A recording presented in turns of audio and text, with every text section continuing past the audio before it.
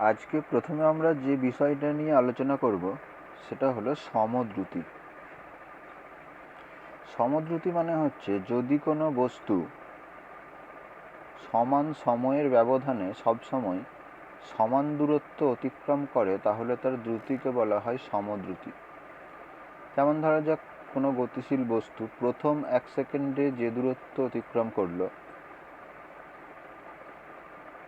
পঞ্চম সেকেন্ড বা নবম সেকেন্ড বা দশম সেকেন্ডেও যদি একই দূরত্ব অতিক্রম করে তাহলে সেই বস্তুর দ্রুতিকে বলছি আমরা সমদ্রুতি। এখন কোনো বস্তু যদি সমদ্রুতি সম্পন্ন হয় তাহলে সে সমান সময়ে সমান দূরত্ব অতিক্রম করবে, কিন্তু তার দূরত্ব অতিক্রম করার অভিমুখ একই দিকে নাও হতে পারে, সেটা পরিবর্তিত হতে পারে। তাই আমরা বলতে পারি সমবেগ সম্পন্ন বস্তু সমদ্রুতি সম্পন্ন হবে না। কিন্তু যদি বস্তুটি সরলরেখা বরাবর চলে, অর্থাৎ গতিপথের অভিমুখের পরিবর্তন না করে, তাহলে সেটা সমবেগ সম্পন্ন হবে। তাই আমরা বলতে পারি সমদ্রুতি সম্পন্ন বস্তু সমবেগ সম্পন্ন নাও হতে পারে। কিন্তু কোনো বস্তু যদি সমবেগ সম্পন্ন হয় তাহলে সেই বস্তু সবসময় সমান সময়ের ব্যবধানে সমান দূরত্ব অতিক্রম করবে। তার মানে সমবেগ সম্পন্ন বস্তু সমদ্রুতি সম্পন্ন হবেই। এরপর আমরা যে আলোচনায় আসছি সেটি হলো দ্রুতি ও বেগের মধ্যে তুলনা। 1 নম্বর, দ্রুতি মানে হচ্ছে সময়ের সাপেক্ষে অতিক্রান্ত দূরত্ব অতিক্রম করার হার।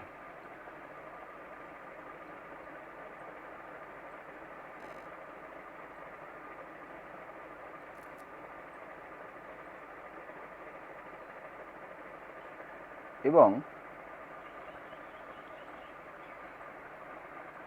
বেগ বলতে বোঝায় সরণের হার।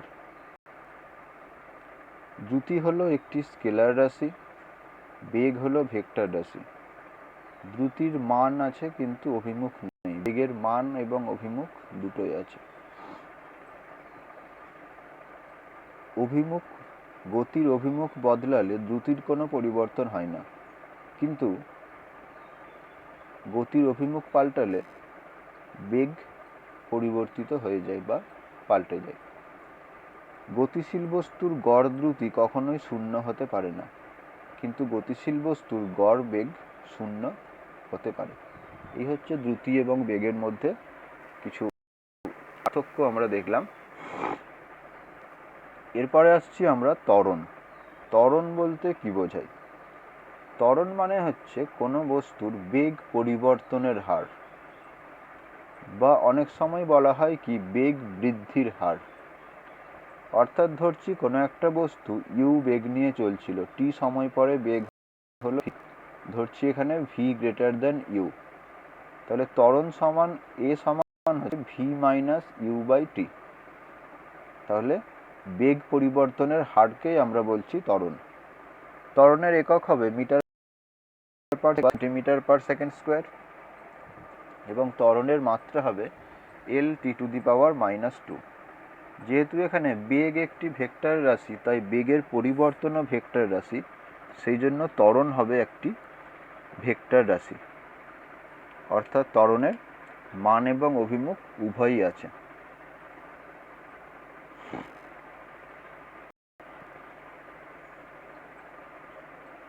তাহলে যদি সময়ের সাপেক্ষে বেগটা কমে যায়, অর্থাৎ এখানে ইউ গ্রেটার দেন ভি হয়, তাহলে সেখানে এ হবে নেগেটিভ, তখন আমরা সেটিকে বা বলা হচ্ছে ঋণাত্মক ত্বরণ।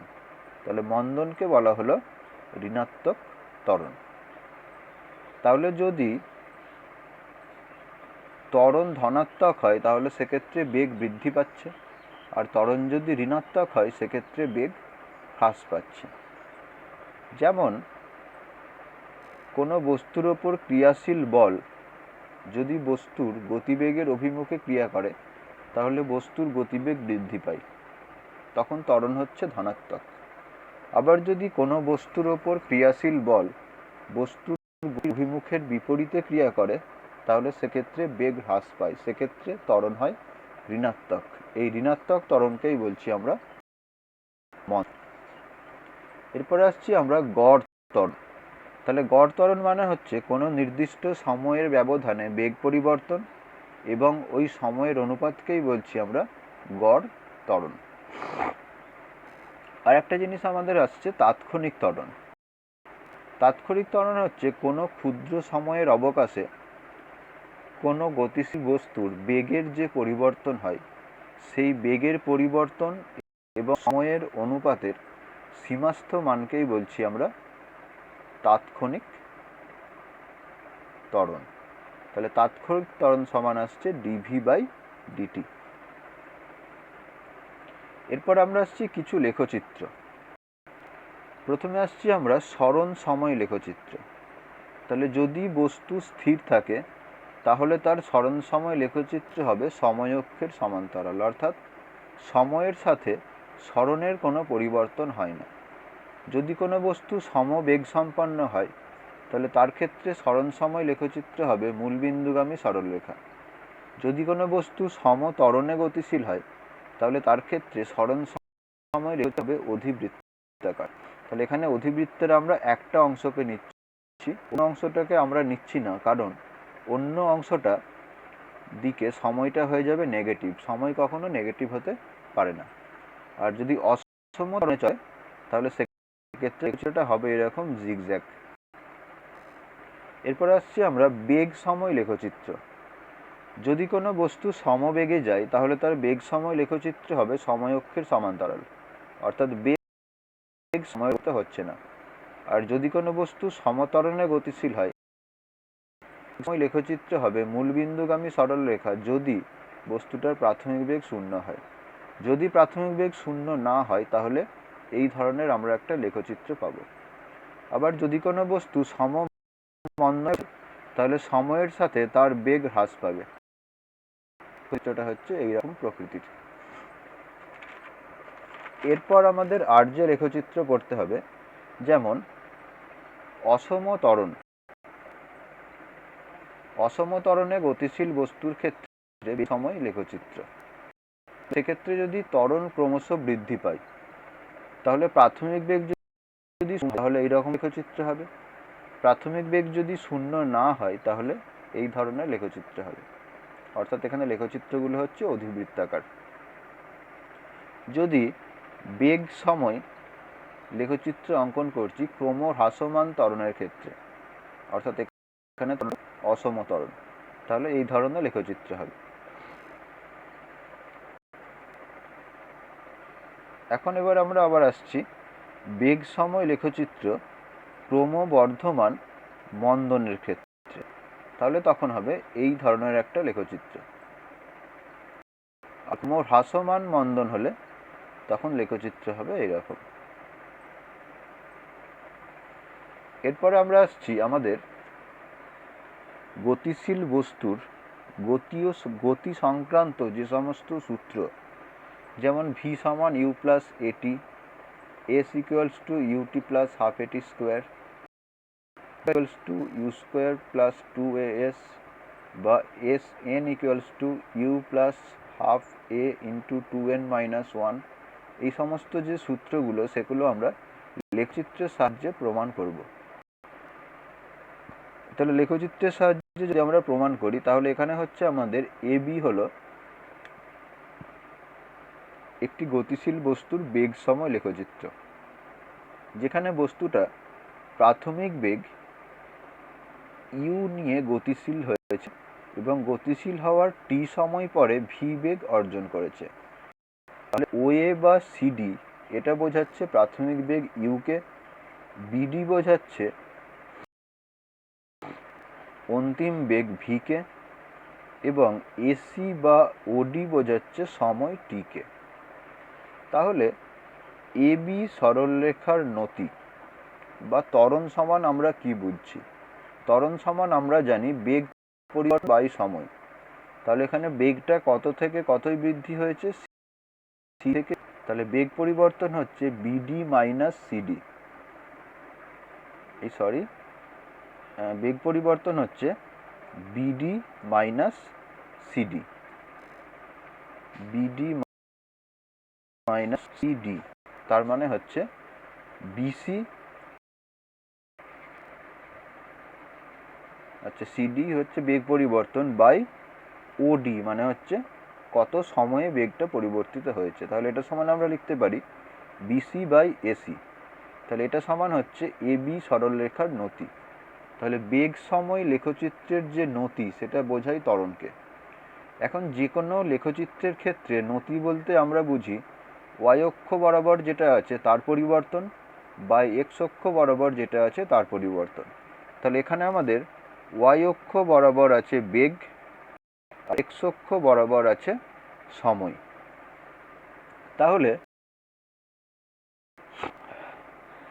এবি সরলরেখার নতি মানে হচ্ছে বেগ পরিবর্তন বাই সময় মানে ত্বরণ। তাহলে বিডি মানে হচ্ছে অন্তিম বেগ ভি, এবং সিডি মানে হচ্ছে প্রাথমিক বেগ ইউ, আর ওডি মানে হচ্ছে টি।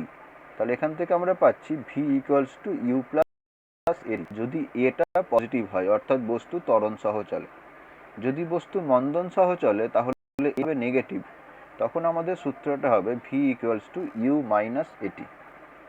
এর পরবর্তী ক্ষেত্রে আমরা যে প্রমাণটা করব সেটা হচ্ছে s equals to UT plus half এটি স্কোয়ার, অর্থাৎ এখানে অতিক্রান্ত দূরত্ব বা আমরা সরণের মান নির্ণয় করব। তাহলে সেটা হবে বেগ সময় লেখচিত্র এবি এবং সময় অক্ষ ওডি দ্বারা সীমাবদ্ধ ক্ষেত্রের ক্ষেত্রফল, অর্থাৎ এখানে ও এ বিডি ট্রাপিজিয়ামের ক্ষেত্রফল। ট্রাপিজিয়ামের ক্ষেত্রফল হচ্ছে হাফ ইন্টু সমান্তরাল বাহুদ্বয়ের যোগফল ইন্টু সমান্তরাল বাহু দুটির মধ্যে দূরত্ব। তাহলে এটাকে এখানে সমান্তরাল বাহু দুটো হচ্ছে ও এ এবং বিডি, এবং তাদের মধ্যে দূরত্ব হচ্ছে ওডি। তাহলে সেটাই আমরা এরপর এখানে আমরা দেখছি s equals to UT plus half এটি স্কোয়ার প্রমাণ। এস সমান ও এ বিডি ট্রাপিজিয়ামের ক্ষেত্রফল। তাহলে সেটা সমান half into O A plus B D সমান্তরাল বাহুদ্বয়ের যোগফল ইন্টু সমান্তরাল বাহু দুটির মধ্যে দূরত্ব ওডি। তাহলে হাফ ইন্টু ইউ, বিডি মানে হচ্ছে অন্তিম বেগ, আগে আমরা প্রমাণ করেছি অন্তিম বেগ ভি সমান ইউ প্লাস এটি, ইন্টু ওডি মানে হচ্ছে সময় টি। তাহলে এখান থেকে আমরা পাচ্ছি ইউটি প্লাস হাফ এটি স্কোয়ার। আমরা আর একটা যেটা বলছিলাম যে নতির ব্যাপার, সময় লেখচিত্রের নতি প্রকাশ করছে ত্বরণকে, আবার সরণ সময় লেখচিত্র করবে কাকে? বেগকে। এর পরবর্তী ক্ষেত্রে আমরা যে প্রমাণে আসছি v square equals to you square plus two a s. তাহলে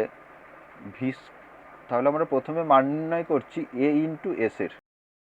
এই দেখেছি আমরা ত্বরণ এ মানে হচ্ছে বেগ সময় লেখচিত্রের নতি ইন্টু হাফ ইন্টু আগে আমরা যেটা করেছিলাম O A plus B D into O D. তাহলে two a s equals to B C মানে আমরা লিখতে পারি বিডি মাইনাস সিডি। এখানে ও এ মানে হচ্ছে প্রাথমিক বেগ,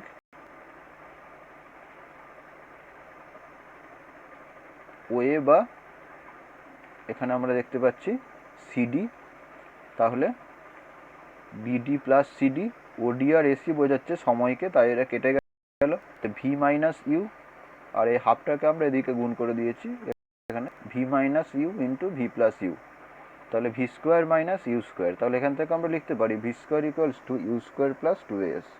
তাহলে এখানে আমাদের যে সমস্ত প্রমাণ আছে সেই সমস্ত প্রমাণগুলোতেই যদি ত্বরণ হয় তাহলে মাঝখানের চিহ্নটা হবে প্লাস, আর মন্দন হলে মাঝখানের চিহ্নটা হবে মাইনাস। এর পরবর্তী আমাদের যে প্রমাণ এস এন মানে হচ্ছে এনতম সময়ে অতিক্রান্ত দূরত্ব। অর্থাৎ যদি বলি আমরা পঞ্চম সেকেন্ড মানে হচ্ছে 4 সেকেন্ড থেকে 5 সেকেন্ডের মধ্যে যে 1 সেকেন্ড সময়, সেই সময়টাকে বলছি আমরা পঞ্চম। যদি বলি আমরা সপ্তম সেকেন্ড, তাহলে 6 সেকেন্ড থেকে 7 সেকেন্ড সময়ের মধ্যবর্তী যে সময়। এখন কোনো বস্তু যদি ত্বরণ সহ চলে তাহলে আমরা তার সময়টাকে যদি আমরা প্রতি 1 সেকেন্ড করে ভাগ করি তাহলে প্রথম সেকেন্ডে যে দূরত্ব অতিক্রম করবে, দ্বিতীয় 1 সেকেন্ডে তার থেকে বেশি দূরত্ব অতিক্রম করবে, তৃতীয় 1 সেকেন্ডে তার থেকে আরও বেশি দূরত্ব অতিক্রম করবে। তাহলে এইভাবে যত সময় যাবে একই সময়ের ব্যবধানে অতিক্রান্ত দূরত্বটা বাড়তে থাকবে। তাহলে এখানেও আমরা বেগ করেছি, এখানে আমাদের n-1 সময়ে বেগ হচ্ছে সিডি আর n সময়ে বেগ হচ্ছে বিই। তাহলে এখানে n-1 সময় থেকে n সময়ের মধ্যে অতিক্রান্ত দূরত্ব হচ্ছে বিসিডিই ট্রাপিজিয়ামের ক্ষেত্রফল। তাহলে সেটা সমান half to C D plus B E into D E. D E মানে হচ্ছে সমান্তরাল বাহু দুটোর মধ্যে দূরত্ব। তাহলে হাফ ইন্টু ইউ, তাহলে এখানে সিডি, সিডি মানে কি n-1 সময়ে বেগ। তাহলে n-1 সময়ে বেগ কত? You plus A into n-1, এবং বিই হচ্ছে n সময়ে বেগ, তাহলে ইউ প্লাস এ এন, আর ডিই মানে হচ্ছে 1 সেকেন্ড সময়ের ব্যবধান n-1 থেকে n। তাহলে এখান থেকে আমরা পাচ্ছি ইউ প্লাস হাফ এ ইন্টু 2n-1।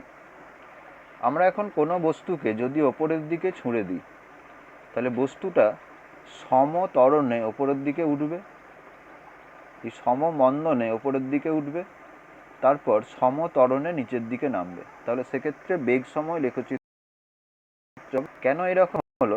কারণ এখানে সমমন্দনে ওপরের দিকে উঠে আসতে বেগটা কমে যাচ্ছে, 0 হওয়ার পর বেগটা বাড়তে থাকছে কিন্তু বিপরীত দিকে। প্রথমে বস্তুটা যেদিকে বেগ যেদিকে ছিল, পরবর্তী ক্ষেত্রে বেগ হয়ে যাচ্ছে তার বিপরীত দিকে। সেই জন্য আমাদের এখানে বেগ সময় লেখচিত্র হচ্ছে এই ধরনের একটা লেখচিত্র। এরপরে আমরা আসছি কোনো বস্তুকে যদি ওপরের দিকে ছোঁড়া হয়, তাহলে সেক্ষেত্রে আমরা যে গতীয় সমীকরণগুলো পাচ্ছি সেটা হচ্ছে ভি সমান ইউ প্লাস জিটি। তাহলে এখানে ত্বরণটা হচ্ছে বিকর্ষজ ত্বরণ জি বা ইউ প্লাস মাইনাস জিটি। ওপরের দিকে ছুঁড়লে কতটা উচ্চতা উঠবে সেটা হচ্ছে H equals to plus minus এই UT plus minus half G T square equals to you square plus minus 2gh। এখন কোনো বস্তুকে যদি ওপর থেকে ছেড়ে দেওয়া হয়, সেটি ভূমিকে আঘাত করার ঠিক পূর্ব মুহূর্তে কত বেগ অর্জন করবে? তাহলে ওপর থেকে জাস্ট ছেড়ে দিলে, ধরা যাক এই উচ্চতা থেকে আমরা ছেড়ে দিয়েছি, তাহলে তার প্রাথমিক বেগ 0। তাহলে V square equals two 2gh বা ভি সমান √2gh। এখন কোনো বস্তুকে ওপরের দিকে ছোঁড়া হলো, তাহলে ওপরের দিকে ছুঁড়লে সে সর্বাধিক কতটা উচ্চতা উঠবে? তার অন্তিম বেগ হবে 0, অর্থাৎ সর্বোচ্চ যে উচ্চতা আছে সেই উচ্চতায় গিয়ে তাহলে 0 equals to you square minus 2gh, তাহলে h equals to you square by 2g। এখন কোনো বস্তুকে ওপর থেকে ছেড়ে দিলে সেটি, ধরা যাক এই উচ্চতা থেকে ছেড়ে দেওয়া হয়েছে, তাহলে সে নিচে পড়তে কত সময় নেবে? তাহলে তার কোনো বস্তুকে ওপরের দিকে ছোঁড়া হলে সেটা সর্বাধিক উচ্চতায় উঠতে কতটা সময় আছে? তাহলে সেখানে ভি সমান 0, তাহলে সময় টি সমান ইউ বাই জি। আবার কোনো বস্তুকে যদি আমরা ওপর থেকে নিচের দিকে ছেড়ে দিই, তাহলে সেক্ষেত্রে সে ভূমি স্পর্শ করতে কতটা সময় লাগবে? তাহলে সেক্ষেত্রে সময় বেগ 0, তাহলে এইচ এর মান আমরা পেয়েছি আগেই u square by 2g plus half g t square. তাহলে টি এর মান পাচ্ছি আমরা ইউ বাই জি। তাহলে কোনো বস্তুকে যদি এইচ উচ্চতা থেকে ছাড়া হয়, তাহলে সেটি ভূমি স্পর্শ করতে যে সময় লাগবে, এখন ভূমি থেকে কোনো বস্তুকে এমনভাবে যদি ছোঁড়া হয় যাতে সেটা এইচ উচ্চতায় উঠতে পারে, তাহলে এইচ উচ্চতায় উঠতেও একই সময় লাগবে ইউ বাই জি।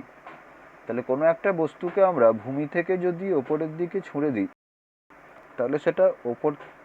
তাহলে সেটা আবার যেখান থেকে ছোঁড়া হয়েছিল সেখানে যেতে সময় লাগবে 2u বাই জি। উঠতে সময় লাগবে ইউ বাই জি এবং নামতেও সময় লাগবে ইউ বাই জি। তাহলে মোট সময় লাগবে 2u বাই জি। আরেকটা আমরা এখানে পেয়েছি h = u²/2g। তাহলে h উচ্চতায় কোনো বস্তুকে যদি তুলতে হয় তাহলে যে প্রাথমিক বেগে তাকে ছুঁড়তে হবে, প্রাথমিক বেগ u সমান হচ্ছে √2gh। তাহলে এইখানে আমরা যে জিনিসগুলো পড়লাম সেগুলো অ্যাকচুয়ালি আমাদের অঙ্ক করতে গিয়ে বিশেষ করে কাজে আসবে। এবারে আমরা আসছি গড় দ্রুতি সংক্রান্ত কিছু বিষয়। 1 নম্বর হচ্ছে একটি বস্তু তার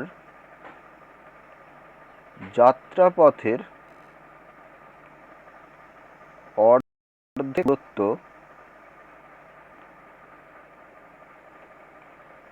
t1 সময়ে বাকি অর্ধেক দূরত্ব t2 সময়ে অতিক্রম করল। গড় দ্রুতি কত? তাহলে এখানে আমরা ধরে নিচ্ছি মোট দূরত্ব সমান 2s। তাহলে প্রথম অর্ধেক দূরত্ব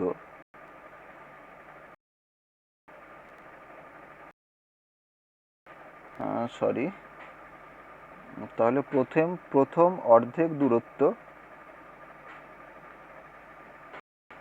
অতিক্রম করে সমান s/t1 দ্রুতি। বাকি অর্ধেক দূরত্ব অতিক্রম করে s/t2 দ্রুতিতে। তাহলে গড় দ্রুতি মানে কি?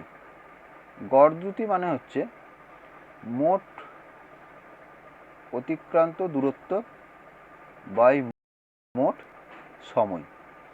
তাহলে একটি বস্তু তার যাত্রাপথের অর্ধেক দূরত্ব, আমরা একটু ভুল করেছি অঙ্কটাতে, অর্ধেক দূরত্ব v1 দ্রুতিতে এবং বাকি দূরত্ব v2 দ্রুতিতে অতিক্রম করে।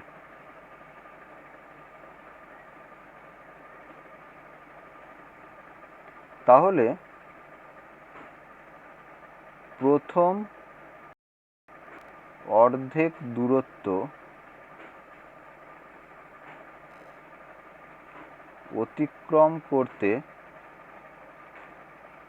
সময় লাগে সমান, কত সময় লাগবে?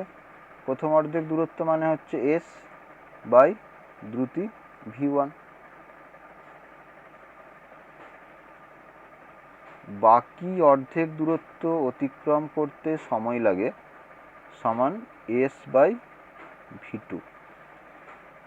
তাহলে গড় দ্রুতি মানে হচ্ছে মোট অতিক্রান্ত দূরত্ব 2s বাই মোট সময় s/v1 প্লাস s/v। তাহলে এখান থেকে এটা আসছে 2v1 × v2 by v1 plus v2। আবার যদি একটা প্রবলেম এইরকম থাকে, কোনো বস্তু তার যাত্রাপথের অর্ধেক সময় v1 দ্রুতিতে ও বাকি অর্ধেক দূরত্ব v2 দ্রুতিতে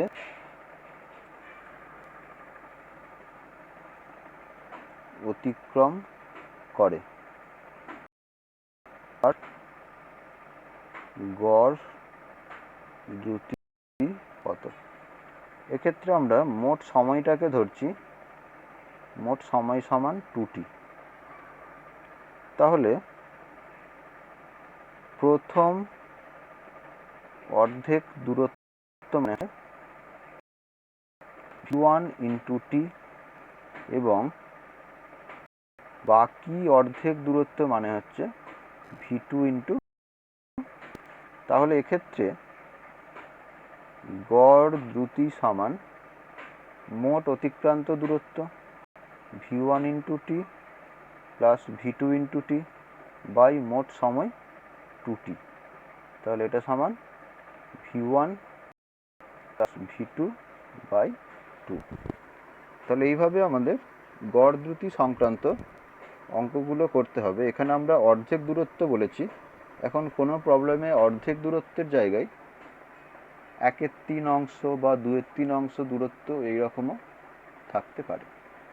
তাহলে এই গেল আমাদের গড় দ্রুতি সংক্রান্ত কিছু আলোচনা এবং গতীয় যে সূত্রগুলো সেগুলো গ্রাফের সাহায্যে প্রমাণ করা।